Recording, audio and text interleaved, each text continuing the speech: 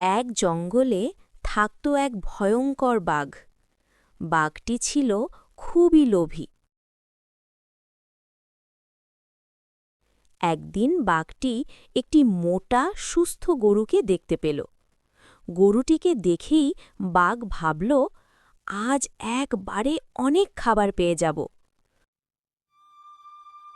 গরুটি ভয়ে কাঁপতে কাঁপতে বাঘকে বলল, আজ আমাকে ছেড়ে দাও, আমি প্রতিদিন তোমার জন্য খাবার এনে দেব। বাঘ লোভে পড়ে গরুটিকে ছেড়ে দিল। এরপর অনেক দিন গরুটি বাঘের জন্য খাবার নিয়ে আসতে লাগল।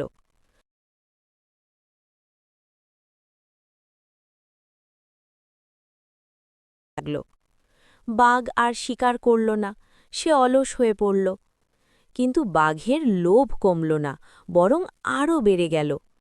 একদিন বাঘ ভাবল, প্রতিদিন খাবার পাচ্ছি, এবার গরুটাকেও খেলে লাভ দ্বিগুণ হবে। সুযোগ বুঝে বাঘ গরুটার ওপর ঝাঁপিয়ে পড়ল। গরুটা ভয়ে দৌড়াতে লাগল, আর তার পিছন পিছন বাঘও দৌড়াতে লাগল।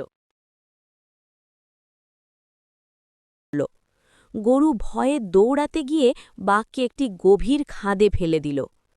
গরুটা আগেই বুঝে গিয়েছিল বাঘ একদিন না একদিন তাকে খাওয়ার চেষ্টা করবে, তাই সে আগে থেকে এই ফন্দি এঁটে রেখেছিল। নিজের লোভ আর অসাবধানতার কারণে বাঘ সেই খাদে পড়ে মারা গেল। গরু বেঁচে গেল। এভাবেই বাঘের লোভই তার মৃত্যুর কারণ হল। এই গল্পের নীতিকথা হল, লোভে পাপ, পাপে মৃত্যু।